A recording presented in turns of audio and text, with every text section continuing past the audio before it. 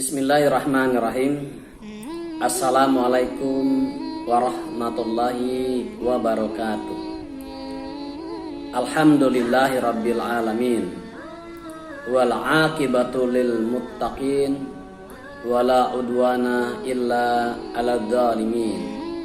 Ashhadu an la ilaha illallah wa ashhadu anna Muhammadan abduhu wa rasuluh la nabiyya ba'd. Amma ba'd. Sahabat yang dimuliakan oleh Allah Subhanahu wa taala, bertemu lagi dengan saya Umar Al-Fatih dalam kajian ruqyah singkat di channel saya Umar Al-Fatih. Pada sahabat yang tentunya sudah berpartisipasi, berkontribusi, berinfak untuk mensubscribe ya, jadi kepada subscriber saya, semoga amal yang telah diberikan, infak yang telah diberikan, memberikan ganjaran yang besar di sisi Allah Subhanahu wa taala. Dan bagi yang belum, pada sahabat sekalian, tentunya marilah kita bersama-sama menegakkan dakwah ini, memberikan pencerahan kepada masyarakat tentang hal-hal mana yang dibolehkan dan mana yang tidak dibolehkan, memberikan pencerahan wabil khusus tentang ruqyah syar'iyah agar kita tidak salah dalam memahami, tidak menyimpang dalam melaksanakan ruqyah syar'iyah ini.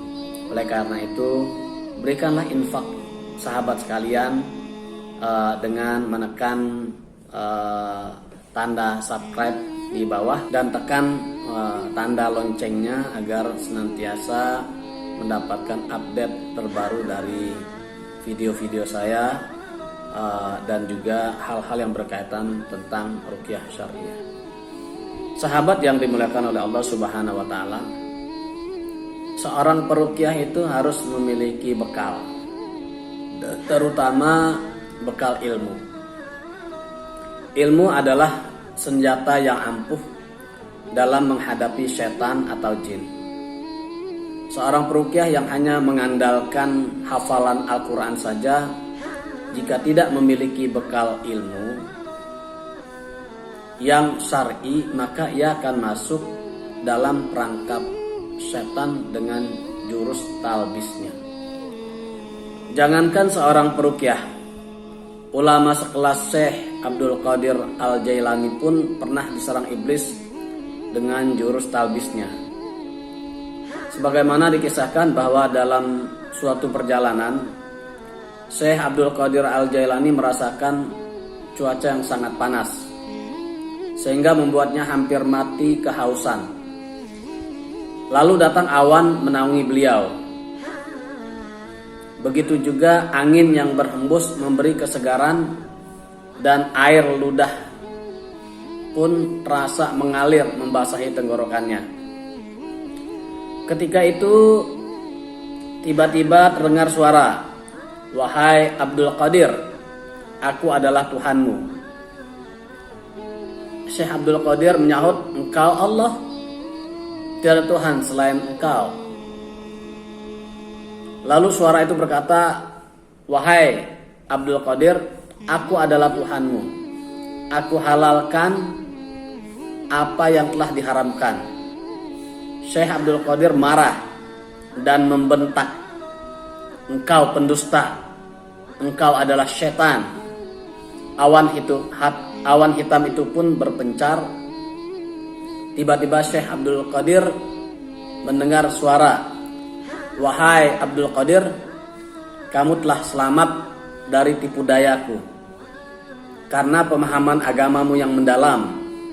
Sebelumnya aku telah menggelincirkan 70 orang dengan cara ini."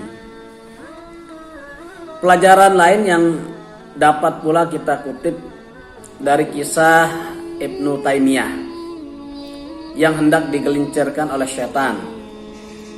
Syekh Ibnu Qayyim menceritakan dalam kitab At-Tibun Nabawi bahwa gurunya Ibnu Taimiyah pernah membacakan ayat 115 surat Al-Mu'minun ke telinga orang yang sedang kesurupan.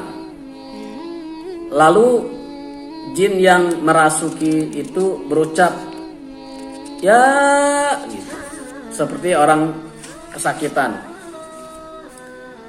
Ibnu Taimiyah mengambil tongkat dan memukul urat leher orang yang sedang kerasukan jin itu dengan tangannya hingga kecapean.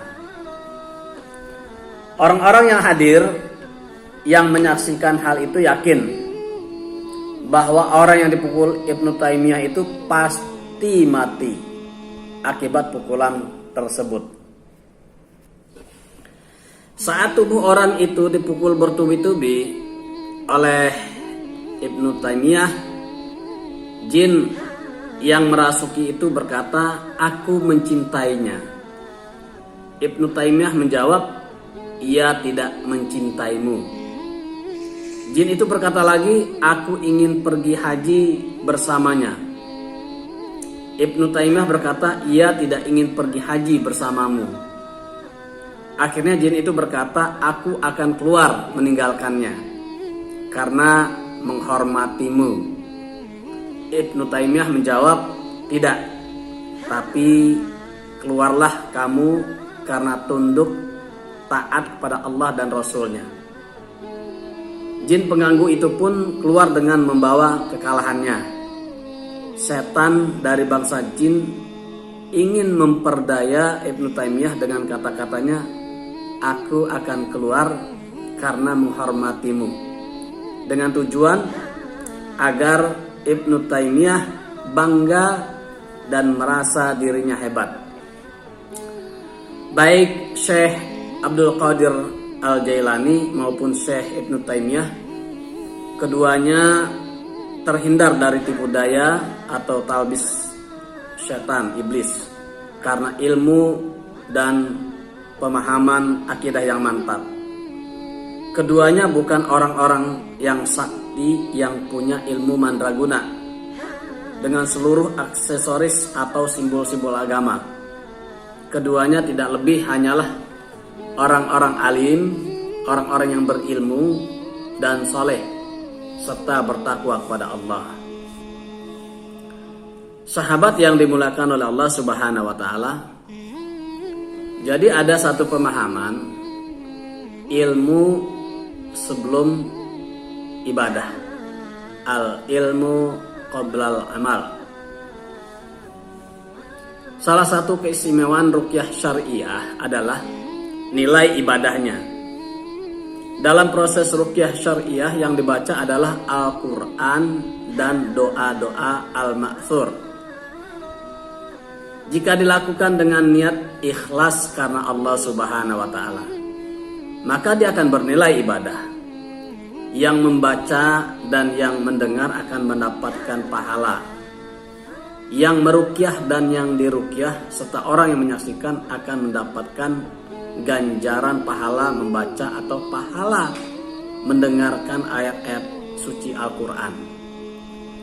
Jika ruqyah syariah adalah ibadah, maka dia harus dilakukan dengan dasar ilmu, bukan ikut-ikutan atau sekedar mampu membaca ayat-ayatnya saja. Imam Bukhari mengatakan ilmu sebelum berkata dan beramal berdasarkan firman Allah Subhanahu wa taala, "Fa'lam annahu la ilaha illallah." Maka ketahuilah bahwa sesungguhnya tidak ada Tuhan selain Allah. Surat Muhammad ayat ke-19. Ibnu Al-Munir berkomentar, yang dimaksud oleh Imam Al-Bukhari bahwa ilmu merupakan syarat sahnya perkataan dan amal, sehingga keduanya tidak dianggap kecuali didasari dengan ilmu. Dalam menafsirkan ayat ini, Syekh Abdurrahman Ibnu Nasir As-Sa'di berkata, ilmu yang diperintahkan Allah ini yaitu ilmu tentang mentauhidkan Allah, hukumnya fardu ain bagi setiap manusia. Kewajiban tidak akan gugur dari siapapun, bahkan setiap orang-orang yang mempelajarinya.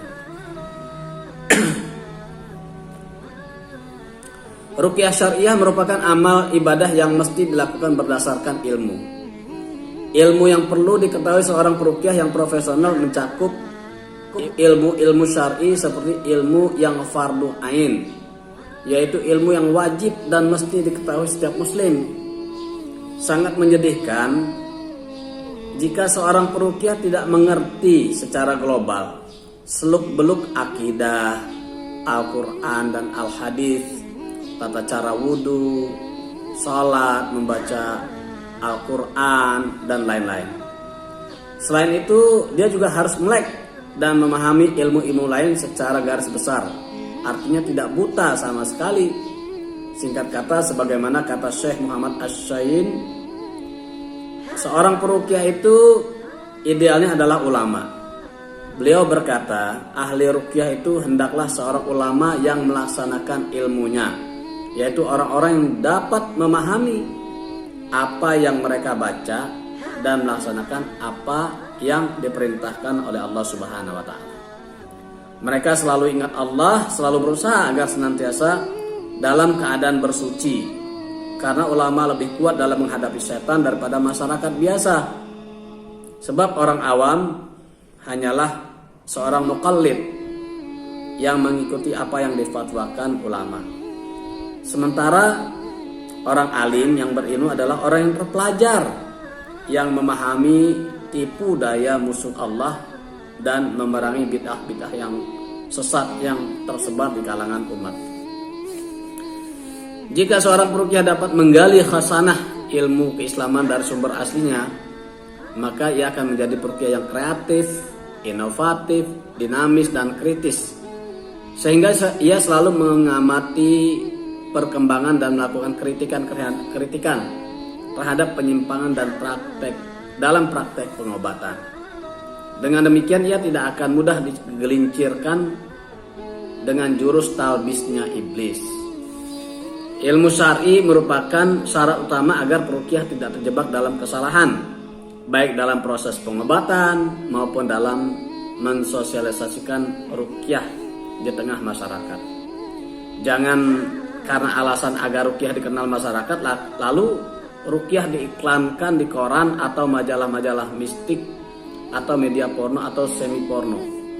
Belakangan dengan alasan yang sama, ruqyah mengalami modifikasi dengan teknik-teknik baru yang tidak dikenal dalam sunnah. Walaupun ada manfaatnya, tapi tidak sebesar mudaratnya yang ditimbulkannya. Kaidah fikih mengatakan menolak mafsadat, menolak kerusakan lebih didahulukan daripada mengambil maslahat atau kebaikan. Sahabat ruqyah yang dimuliakan oleh Allah Subhanahu wa taala, sekali lagi pentingnya ilmu syar'i dimiliki oleh seorang peruqyah untuk menghindarkan hal-hal yang dapat merusak cipta peruqyah dan ruqyah itu sendiri. Selain itu, agar dalam praktiknya tidak terjadi penyimpangan yang dapat merusak akidah atau mencederai fisik dan mental pasien. Para ulama zaman ini pernah menyaksikan banyaknya penyimpangan itu telah menegaskan pentingnya ilmu syar'i dalam praktek pengobatan dengan Al-Quran. Syekh Shalih bin Abdul Aziz Al-Ali Syekh berkata, di antara sifat peruqyah hendaklah ia orang yang berilmu. Yang dimaksud dengan ilmu di sini adalah ilmu yang berguna, yaitu mengetahui bahwa ruqyah yang disyariatkan adalah ruqyah dengan membacakan ayat-ayat Al-Quran dan doa-doa yang telah disebutkan dalam sunnah. Kalau seorang peruqyah tidak memiliki pengetahuan yang mendalam tentang ruqyah, apa yang mesti ditinggalkan dan apa yang mesti dilakukan, maka ini merupakan tanda bahwa ia tidak cakap dalam meruqyah. Adapun ilmu yang perlu dibutuhkan seorang peruqyah sebagai bekal dalam menjalankan praktek ruqyah antara lain adalah yang pertama, ilmu syariah, al-ulum asy-syar'iyyah seperti ilmu akidah, ilmu fikih, ilmu akhlak atau tazkiyatun nafs. Akidah merupakan senjata ampuh melawan setan. Seorang Abdul Qadir Jailani dan Ibnu Taimiyah tidak pernah terkecoh dengan tipu daya setan yang mengatakan bahwa mereka adalah orang yang hebat. Tapi lihat, sebagian orang yang memakai sorban dan berkalung tasbih hari ini mengaku dapat mukjizat dan ilmu laduni sehingga mampu melakukan hal yang luar biasa. Yang kedua adalah ilmu tajwid. Ilmu ini sangat penting sebab bagaimana seorang peruqyah akan membaca Al-Quran dengan baik jika ilmu tajwidnya tidak baik.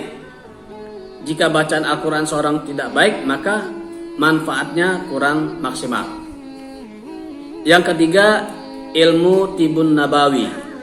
Ilmu ini sebagai ilmu pelengkap dalam terapi ruqyah syar'iyah. Karena ilmu ruqyah syar'iyah masuk dalam cakupan Tibun Nabawi, maka ia tidak dapat dipisahkan dari Tibun Nabawi.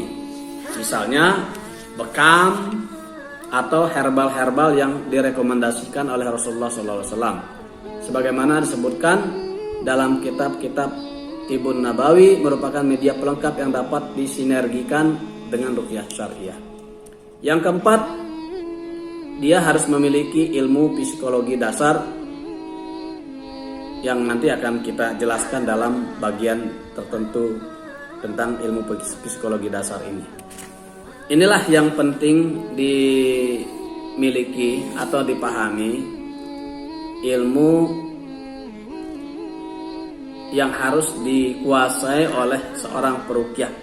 Jadi bukan hanya sekedar bisa meruqyah, mau meruqyah, mampu meruqyah, tapi benar-benar mencakup keseluruhannya.